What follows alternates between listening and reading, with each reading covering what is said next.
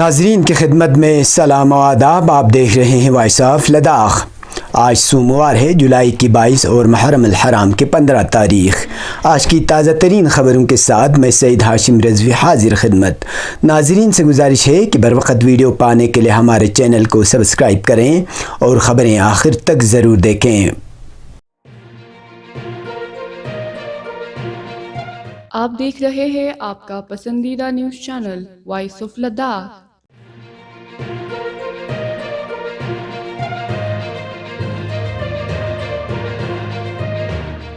محکمہ art culture and language Kargil نے آج اکادمی ہال میں کثیر لسانی 2 روزہ حسینی محفل مشاعرہ کا اہتمام کیا گیا، جس میں ضلع کے مختلف زبانوں کے شعراء نے اپنے منظوم نذران عقیدت کے ذریعے شہدائے کربلا کو خراج عقیدت پیش کی.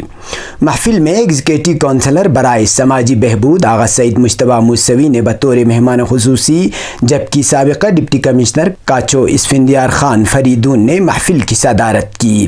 علاوہ برئیم پدم شری ڈاکٹر آخوند اصغر علی بشارت سید ہادی شاہ آغا نے محفل میں بطور مہمان ذی وقار شرکت کی. اپنے خطاب میں صدر محفل نے کلچرل اکیڈمی کی خدمات اور کاوشوں کو سراہتے ہوئے ضلع انتظامیہ اور ہل کونسل کرگل سے گزارش کی کہ وہ کلچرل اکیڈمی کی سماجی خدمات، خاص کر شعبہ ادب کو آگے لانے میں نمایاں کارکردگی کا مظاہرہ کر رہی ہے، لہٰذا ان کے لیے مناسب دفتر کا قیام عمل میں لایا جائے تاکہ یہ شعبہ مزید فعال بن سکے.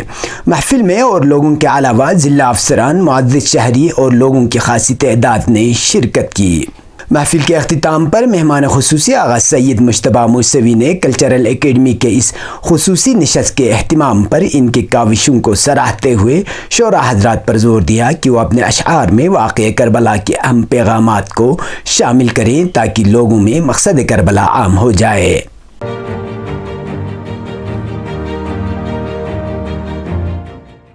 مرحوم و مغفور حجت الاسلام شیخ محمد حسین نجفی منجی گنڈ کی ایصال ثواب کے لیے مجلس ترحیم و فاتحہ خوانی امام باڑہ منجی گنڈ میں برگزار کیا گیا.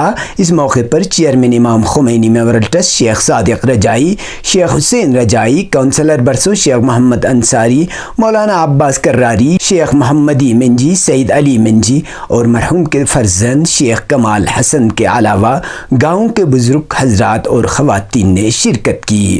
یاد رہے شیخ محمد حسین نجفی حال ہی میں اس دار فانی سے رحلت کر گئے تھے. مرحوم مغفور اینگا زنتا صفات نیس دجاب کوئی جنازے گنگا دیس پراوز از کنین شاید دیونگا رنگا سوم احسازین کھوڑی دے مخلصانہ طبیعت پکا برگا کتو کھوڑی اسرار اس پرا کتو ضربت نسمت دیس پرو چیزری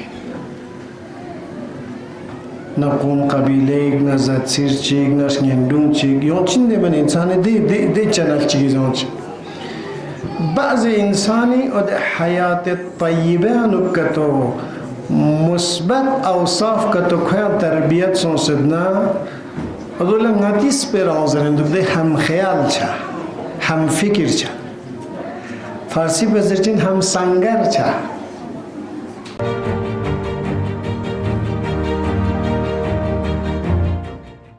district Institute of Education and Training Layyah نے تعلیمی اداروں میں سماجی بدعات اور سائبر دونس کی روک تھام کے لیے بچوں کے حقوق کے تحفظ کے قومی کمیشن کے رہنما خطوط پر ایک روزہ ورکشاپ کا اہتمام کیا گیا.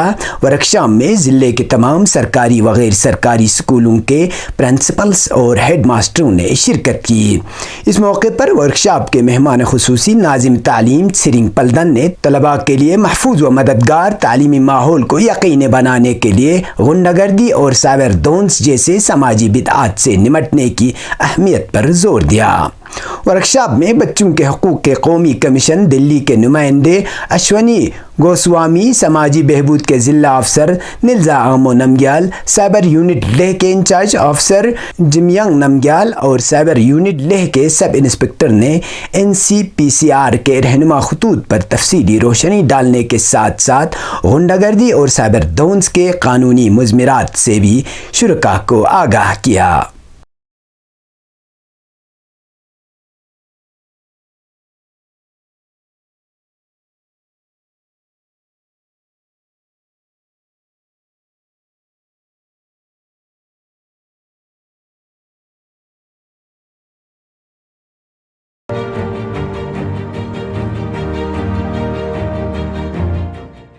ایگزیکٹو کونسلر دہی ترقی و پنچایتی راج انجینئر پونچوک تاشی نے ڈائریکٹر رونماس انڈیا پرائیویٹ لمیٹڈ کی موجودگی میں اتنگ زنسکار کے سنو سکی لفٹ اور ونٹر سپورٹ اکیڈمی اسکیم منظور کیا ہے۔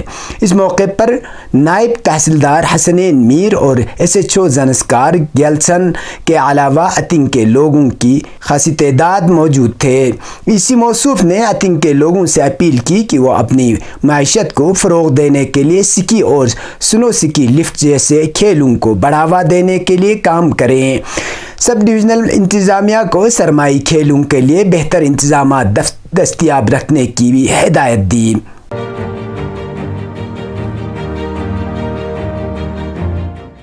اب پیش ہے قومی اور بین الاقوامی خبریں۔ سپریم کورٹ نے پیر کو کنوڈ یاترا کے راستوں پر دکانداروں کو اپنے نام اور ملازمین کے نام ظاہر کرنے کے حکم پر روک لگاتے ہوئے متعلقہ ریاستوں کو نوٹس جاری کیا ہے۔ یہ حکم جاری کرتے ہوئے جسٹس رشی کیش رائے اور جسٹس ایس وی این بھٹی کی بینچ نے کہا کہ وہ اس معاملے کی اگلی سماعت جمعے کو کرے گی۔ عدالت عظمیٰ نے اتر پردیش، اتراکھنڈ اور مدھیہ پردیش کی حکومتوں کو نوٹس جاری کرتے ہوئے اپنا موقف پیش کرنے کی ہدایت دی ہے۔ اس سلسلے میں این جی اوز کے علاوہ association for protection of civil rights, all India Trinamool Congress کے ایم پی مہو موترا، ماہر تعلیم پروفیسر اپورو آنند اور دیگر نے عدالت عظمیٰ میں عرضیاں دائر کی ہیں۔ یاد رہے مذکورہ ریاستوں کی جانب سے کنوڈ یاترا کے راستوں پر کھانے پینے کے دکانوں پر مالک اور ملازمین کا نام آویزاں رکھنے کا حکم صادر کیا تھا۔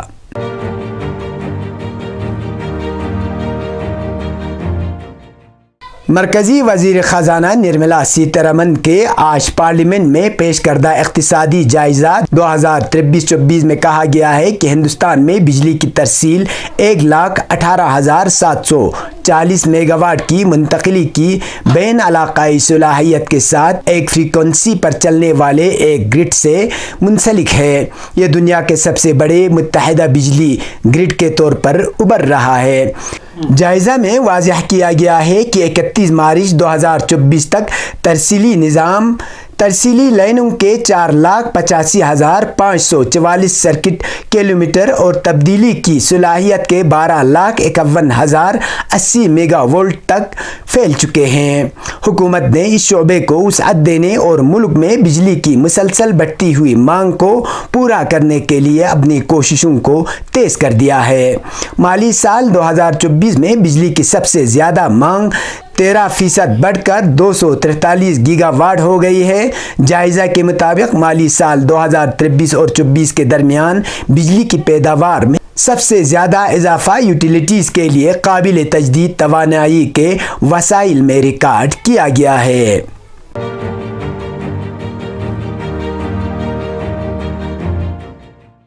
امریکی میڈیا کے مطابق جو بائیڈن نے پارٹی رہنماؤں کے دباؤ اور ڈونلڈ ٹرمپ کے ساتھ پہلے مباحثے میں کمزور کارکردگی پر ہونے والی تنقید کے بعد صدارتی انتخابات سے 107 دن پہلے انتخابات سے دستبردار ہونے کا اعلان کر دیا ہے۔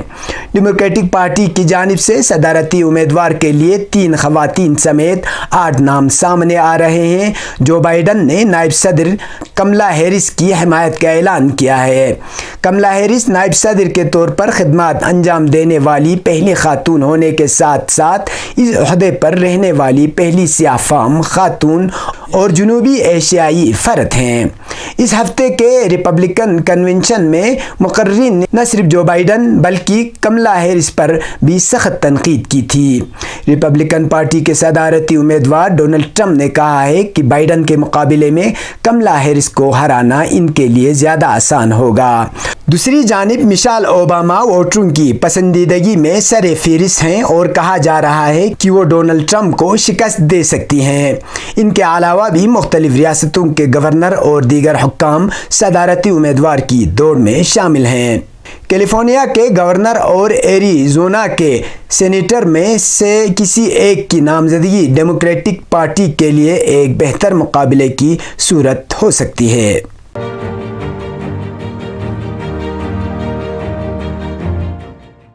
غزہ سے موصول ہونے والی خبروں کے مطابق غزہ کے وسطی علاقے پر صہیونی دہشت گردوں نے بمباری کر کے مزید کم سے کم 64 فلسطینیوں کو شہید اور 100 سے زائد کو زخمی کر دیا ہے۔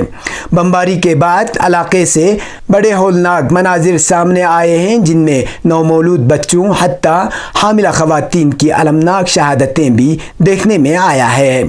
غزہ کے مکینوں کا کہنا ہے کہ جنگل کے جانوروں کی طرح ان کا شکار کیا جا رہا ہے اور صہیونی دشمن نے ان کے لیے اب کوئی بھی ایسی جگہ نہیں چھوڑی ہے جہاں وہ جا کر پناہ لے سکیں۔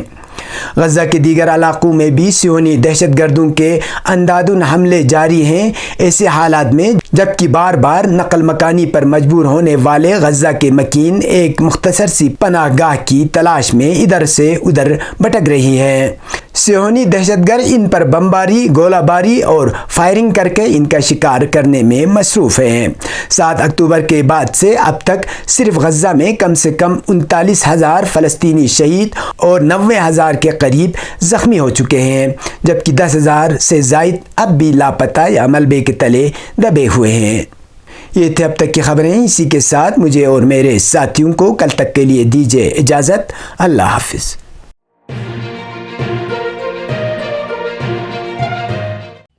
مقامی، قومی اور بین الاقوامی خبروں سے باخبر رہنے کے لیے چینل کو لائک، شیئر اور سبسکرائب کریں، ساتھ ہی بیل آئیکن دبانا نہ بھولیں۔